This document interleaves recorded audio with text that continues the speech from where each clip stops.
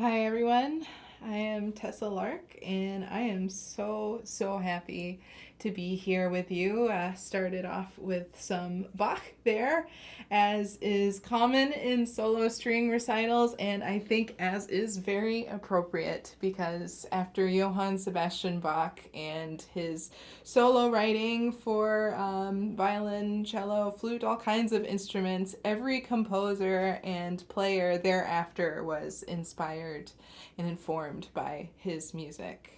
So that was the very first movement of the entire collection of sonatas and partitas for solo violin, and the very first movement of the first sonata in G minor. A very popular piece, clear why it is, a very gorgeous piece, one of the first solo Bachs that I ever had the pleasure to learn. A beautiful secular work of Bach's, a rare secular piece of his, but still you hear his amazing spirituality in all of his music regardless, and there's a beautiful improvisatory nature that I'm also drawn to in this particular music by Bach.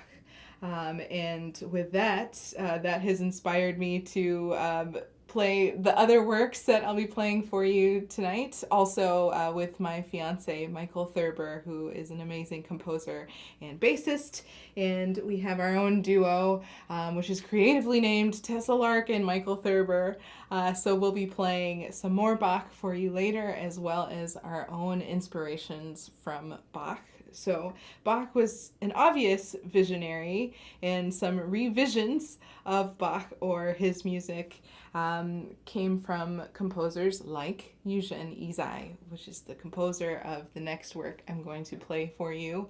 I'm going to play one movement from his fourth sonata for solo violin. So like J.S. Bach, Ysaÿe wrote 6 sonatas for violin.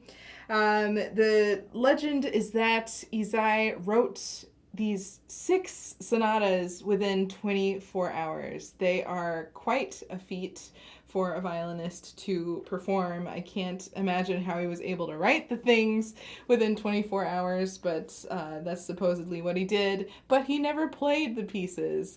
Joseph Gingold, a pupil of his, and a man who happened to be the teacher of my teacher, Miriam Fried, is the one who premiered most of these works. And it is from some of Joseph Gingold's writing that I learned that this sonata, this fourth sonata, was one of Ysaÿe's very favorite of his collection of 6 sonatas. So I'm going to play for you the Sarabande, the second movement from his sonata number 4 in E minor. Each sonata of Ysaÿe's was dedicated to a friend or colleague or other violinist student of his, and this fourth sonata was dedicated to the great Fritz Kreisler, of whom I'm a major fan of his music and his playing and his soul, and you can hear that very much in this music. So I'm going to play the Sarabande for you, and then I'm going to follow it with a revision of my own. It's going to be a fiddling take on the main motive that you hear circling throughout this entire Sarabande, and it'll be clear what the connection is before I depart into a more Scots-Irish fiddling world. For those of you who don't know, I'm not shy to tell people I was born and raised in the bluegrass state of Kentucky. My dad plays banjo. I played mandolin before I ever played the violin, so bluegrass and American music was very much a part of my upbringing alongside my classical training. So I love sticking in a fiddle tune in there whenever I can in these programs. So here is a vision inspired by Bach, by Eugène Ysaÿe, his Sarabande, and then my inspiration from Ysaÿe after that.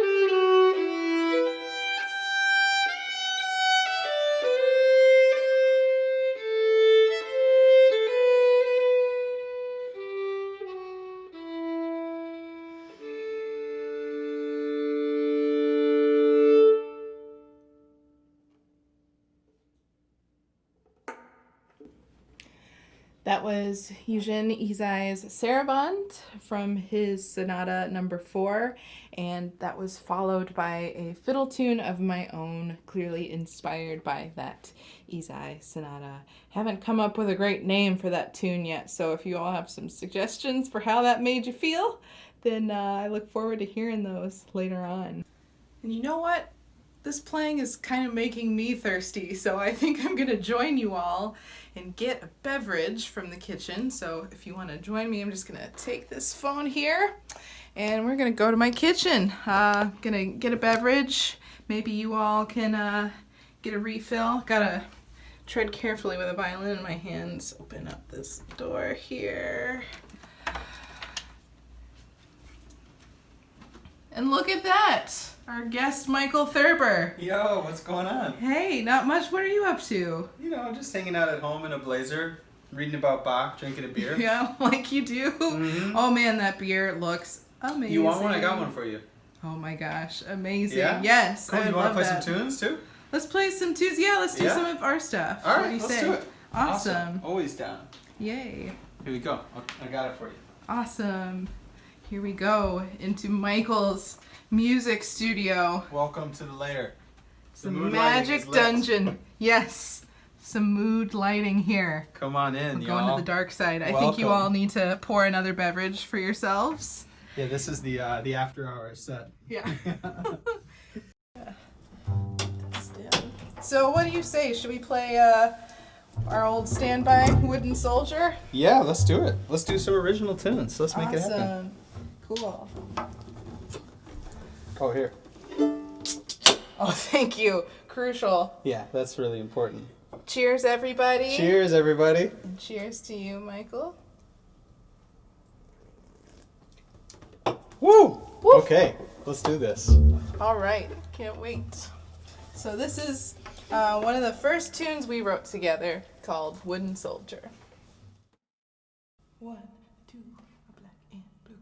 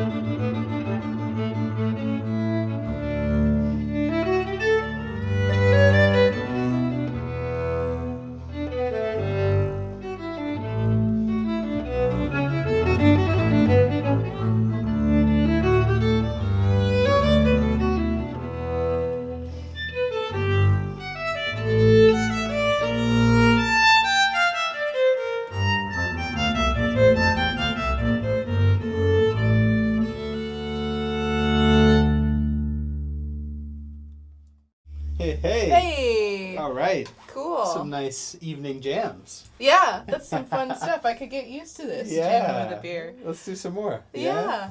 So that was Wooden Soldier. I stole that tune from Michael and actually our friend Eddie Barbash, who is maybe the only bluegrass saxophone player that exists in the world. in this world. But Michael and Eddie became friends at Juilliard. Is that correct? And yeah. Played together for a little while on the Late Show band. Yeah, we played with Colbert. Stephen Colbert. Eddie's an amazing guy, and then I brought that tune to Tessa, and she did what she always does and made it like 50 times better. She was like, I want to take this.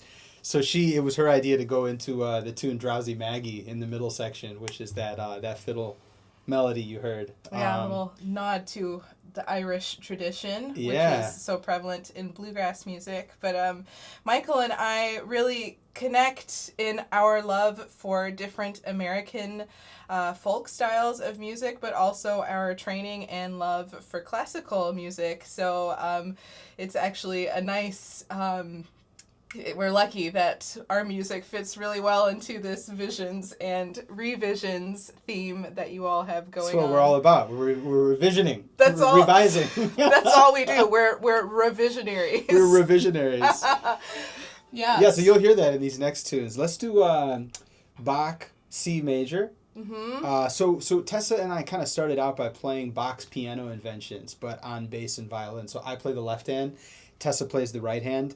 And we were so inspired by that music, and we felt like it was working so well in this format, we decided to kind of write our own inventions. So we'll play the first C major invention, and then we'll go right into our original invention called Tumble Time, named after the setting on the dryer machine. And so we'll do those back to back, and you'll kind of hear that the melodic material from Tumble Time is sort of based off of the first invention, and they're in the same key. And they're both really short. They're each like a minute and a half. So enjoy.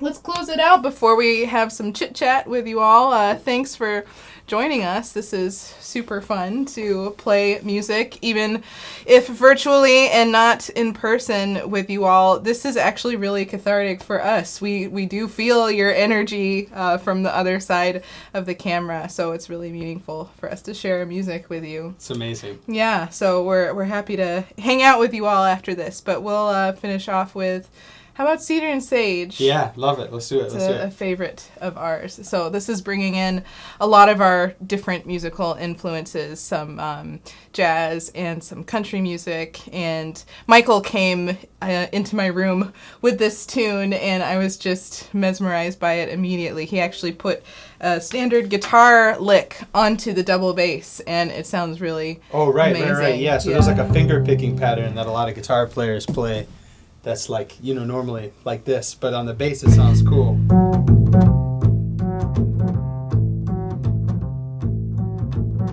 So we were like, yeah, we're going to do that. So you're going to hear that in the middle of it. Yeah, it's good stuff. Yeah. I love it. All right, cool. Alrighty, so we'll see you in a little bit.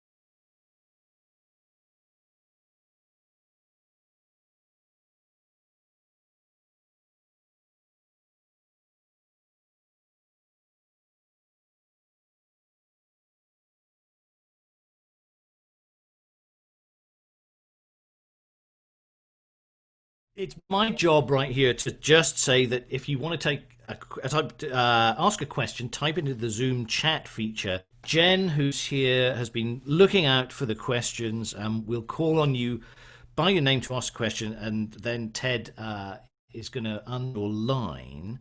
So just before we take the first question, I wanted to ask both of you, how long have you been together, and how did you meet, and how did this great musical partnership come about? Yeah, well, we met almost exactly 5 years ago, a little more than 5 years ago, through From the Top, which is a radio show and program for pre-college classical musicians, usually hosted by NPR on the radio. And we met, out of all things, one of their meetings. we'd heard about each other through a bunch of mutual friends. We actually have a mutual best friend, and friend would come. I was in Boston at the time. Be like, "Oh, you gotta meet Mike. He's amazing." It's like, no. And then finally, 5 years ago, we met, and the rest is history. We just have such a mutual style of love for music, so we hit it off. That is fun. And Michael, where are you from originally? Well, my family lives in the United States. Michigan now, but I grew up in many different places. My family moved a lot when I was young, so I was born in Oklahoma, but I lived in Colorado and Texas, but have now lived in New York for 13 years. I moved here for college, so I think that makes me a New Yorker. So now I say New York, but I still have a little bit of a Midwestern accent that comes out every now and then, so it's a little confusing. I guess for a New Yorker or a Michigander, you play bluegrass very well. That's all her. She's done it to me. She's influenced me. You're also composing, and that you've got a project that we can all listen to. I think quite certainly on New York public radio, but I guess it'll make it across the country. Would you want to just tell us about that? Yeah. Oh, that's briefly? So sweet of you to bring that up. Yeah. I'm writing music for Richard II, Shakespeare's Richard II, which was originally supposed to be at Shakespeare in the Park this summer, which is such an amazing New York City tradition. In the center of Central Park of the theater, they produce some of the most amazing Shakespeare in the world. And we were supposed to do it last month, but of course it got canceled given the state that we're in. And so WNYC decided to collaborate with the Public Theater in producing it as a radio show. So it's been a really exciting process. It's going to be in 4 different episodes, starting on the 13th. So in about a little less than a week. It'll be every night at 8 p.m. And it's an incredible cast. The star is Andre Holland, which is so exciting. Felicia Scott is in the cast. And there's a surprise narrator that's narrating the show that hasn't been announced yet, but is a very exciting person, a very big name, and an incredible actor or actress. I won't say which one, but it's going to be a really exciting production. Yeah. God, I think we're intrigued. We should all tune to that. Probably npr.com. I guess it would be the easiest way to get it. WNYC.org. That's another way. That's like a more direct way. But I think they're affiliated with NPR, so I'm sure you could find it there as well. But yeah, WNYC.org, every night at 8 p.m. starting on the 10th. Fantastic. And on the subject of what we all have to do at the moment is listen to things through our speakers and our radios and our electronic devices. I already saw, just as your last was coming to an end, some inquiries about, gosh, you guys should record that track. It seems like you have. Tessa, you've got an album out anyway, yes? The two of you. Yeah, the album was out in August of last year. It's called Invention, and so it has everything that you heard tonight on it that we play as a duo, more Bach conventions and more original tunes as well. on it. But yeah, so Cedar and Sage, I think I saw that little comment, which was very sweet. Is out there. It's not as a single, but it's out there, a full album. So yeah, you can listen to that. And Go ahead. sorry to add one before we go to the questions, because we're mounting up a pile of questions here. Now that you've given away how you guys met, I would just like my wife Jennifer to briefly tell everybody from the Great Lakes Festival how you came to know about Tessa. Well, I thought you were going to say how I met you, because we definitely God, don't no, want to they get know into that. that. We got our beers. We're ready. That's so long ago. We can't. Ancient history. No. I guess it was 2014. You were in Indianapolis. Yeah. Is that right? My dad is on the jury of the competition, and he said, "You gotta tune in for the finals. We got some unbelievable people." So I listened and watched too. A whole bunch, and I was completely captivated when I heard you the first time. I remember your Mozart concerto vividly, and I told him, "You got to check this girl out. She's something special." So I take full credit. For all of my best ideas, I hope you all heard that while that was going on. Something's on our internet this evening. I think it's probably because, at least in Westchester, it's raining. That you screw things up. But are you basically can you understand this? Yeah, it's all okay. good. It's all Excellent. good. Let's take our first question. Okay, well, I've got several. I don't think I have to do it chronologically. Okay. I guess probably the most relevant question. Bob Hoyer has asked, how have you two been making over the past 4 pandemic months? I mean, Michael, you've already told us a little bit about something you've been doing, but more broadly, what have you guys been up to? Yeah. Oh my goodness. Well, we're lucky that we live together in the same room. I feel so much for people simply psychologically who have to live alone, but for musicians who cannot actually collaborate with others, I can't imagine that, because we were lucky in that case. But Michael has been very experienced with recording and editing, obviously, as you heard tonight with his the beautiful sound that he created with us. But we're already kind of getting into investing in different kinds of gear and recording and figuring that stuff out. So I went a little more that direction over the past 4 months, and that's something that I've enjoyed anyway. I don't know how you are, Paul, but I just love getting into nitty-gritty tiny little details of things. So it's fun for me to be under a microphone. I just love that world, and it's very personal and get a lot of work done, and it's very inspiring to me. So this has actually been a lot of fun to practice recording and releasing that stuff. And Well, you're in an album too. Right? Yeah, trying to even that? even complete like a commercial recording in my tiny room that you saw, and that involves solo works and even duo works too, with different non-classical people like Michael Cleveland's fiddle player, Sierra Hall, Edgar Meyer, John Batiste. So to do collaborations at a commercial level, but at home, has been an interesting project too. Still here. Is it raining in New York too? It is, yeah. It might but be. I think it's worse where you guys are. It's funny how the rain affects things, but that let's go to Maury, shall we? Maury Oaken, can you hear us? Maury Oaken's frozen there. Well, but let's anyway. I can ask a question. If you hear me? You can't reach him. Yes. Oh, great. So Tessa, my question was for you a little bit. We've had Miriam Fried here a lot over the course of time. She was actually the first at the Great Lakes Chamber Music Festival 27 or 28 years ago. Wow. And many people on the call will remember Miriam.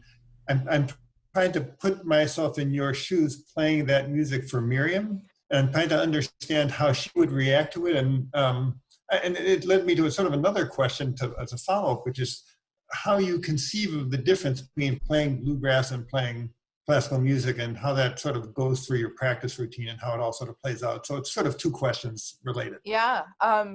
Man, what a first, Miriam Fried. That's amazing that you're there so long ago. That's so beautiful.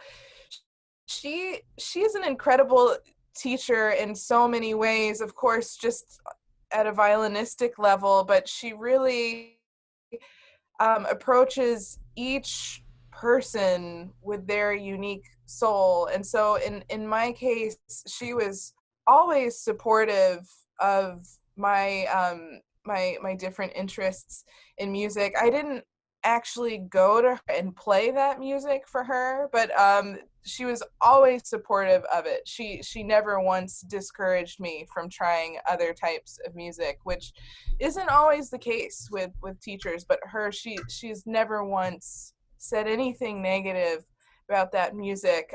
She maybe once did suggest that I not without a bluegrass number after, some divine like Beethoven concerto or something. She's sort of advised on how to maybe go about it so it's more digestible, which has also been phenomenal. And she's been actually very encouraging when other folk and maybe turned a side eye at, like, well, what is this girl doing? Is she playing bluegrass or is she playing classical music? And Miriam has always been supportive of all of it, and has even advised very, very incredibly thoughtful and wise ways how to go about that, which is so phenomenal because she herself is, so straight ahead classical, but been amazingly inspiring to me. And to that effect, just the way she's so open-minded and thoughtful has helped me sort of approach these different styles of music. And it's simple but not easy, just figuring out how my mind works, and just knowing little triggers for myself that will get me in a zone of one or the other style. So there's stints or pieces that I learned in the classical canon or fiddle canon that I've known for years that I can just sort of pull out at the drop of a hat. Bach is that for me in classical music, and there are a couple of tunes in bluegrass, and whenever I play them, that just gets me right in those zones, and that usually will help me start utilizing the right part of my brain, because it can be confusing sometimes if I've played a bunch of bluegrass and play Beethoven doesn't sound quite right for a minute. I'd like to introduce you, if I can, to Michael and Virginia Gahabe, who co-chairs of the board of our festival. I don't know if we can unmute them at all, but they have a question for you. Michael and Ginny, can you hear? Can we hear you? Can you hear us now? Yeah. Yes, we can. We can. Would you like to put your question to Tessa and Michael? Well, you've given me a whole new definition of visions and revisions. Tell me how you see continuing that theme for our festival going forward. Oh, wow. Whoa. Whoa. That's a big one. In terms of going forward in years to come, is this you're thinking in big visionary ways, or? Michael He Gahabe. wants you to program the next couple of festivals for us. Oh, sure. We can talk about that. Michael's always. I'm recommending that you have further discussions with our artistic director. We will. Well, Michael, what I'd like to say is that you both made me look incredibly good. Oh man! Oh my God! I had this. What I could maybe add to that you typed in, Michael, about how much, just a more basically how much of what you play when you play your bluegrass arrangements. How much is? I mean, to my ears, a lot of it sounded rhythmically really complex and 580, 780, whatever, that kind of thing. How much? Michael's question that I saw typed was how much is improvised and how much is composed. Wow! Yes, that was the question. Yeah. Well, I feel like let me go out on a limb here and let us try to combine both of those questions, because I think they're actually connected in a surprising way. I Yeah, think great. I think one thing that we think a lot about is how are different cultures of music connected to one another, because I think so far in the world, a lot of our education systems have been built around this idea of this is European classical music, and this is American music, this is jazz in American music, and this is Indian music, and it's been very separated. But ever since the internet has been around, and in folks like in our generation, and especially in the generation younger that I'm like teaching at NYU right now, for instance, like people that are 18 and 19 years old, the world has been so globalized that you understand a lot more than you ever possibly could have before the internet, and you're exposed to so much more. And so because of that, you start to think a lot more about context, right? So what is the context of the European classical tradition? What's the context of American music? And we start to think about that.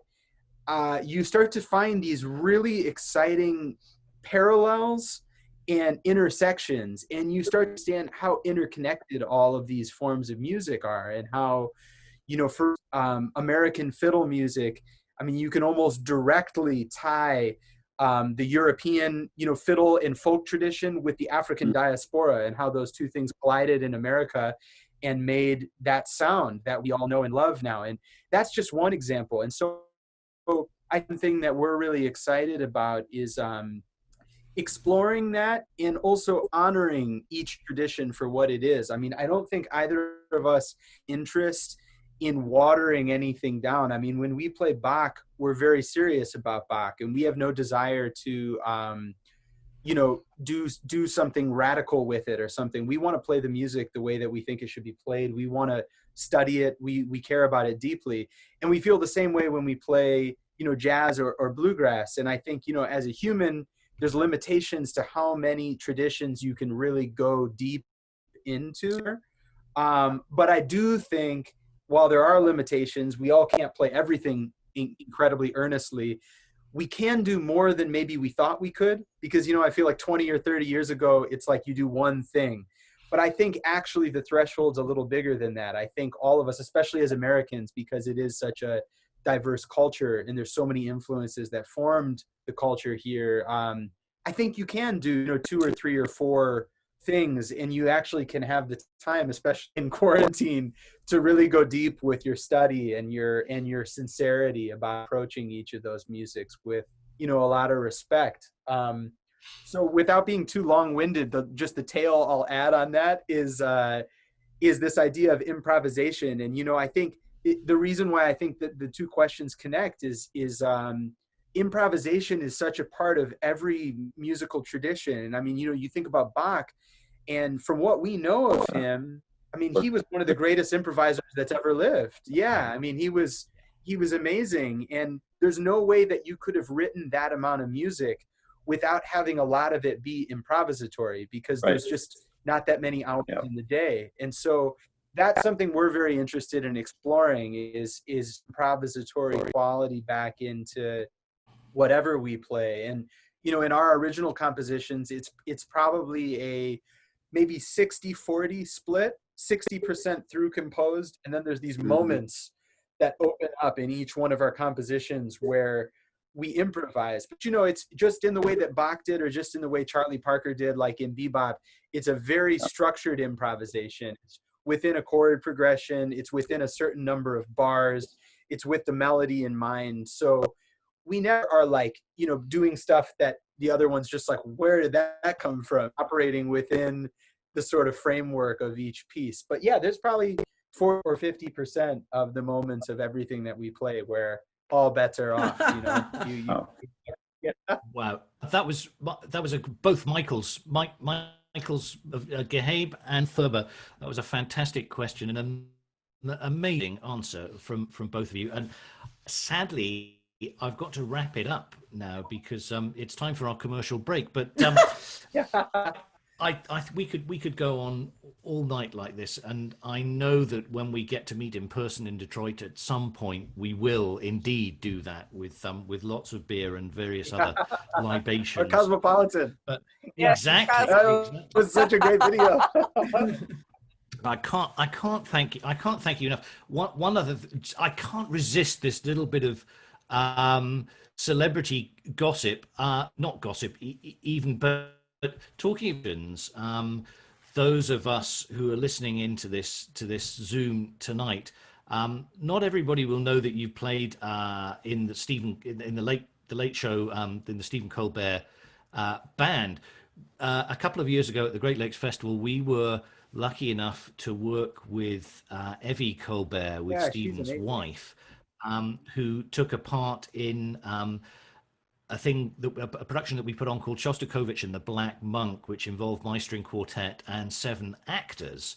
Evie was one of those actors, and it was really great working with her. She's amazing. So yeah, she's a wonderful woman. In fact, we did a performance of it in at Wolf Trap, in fact.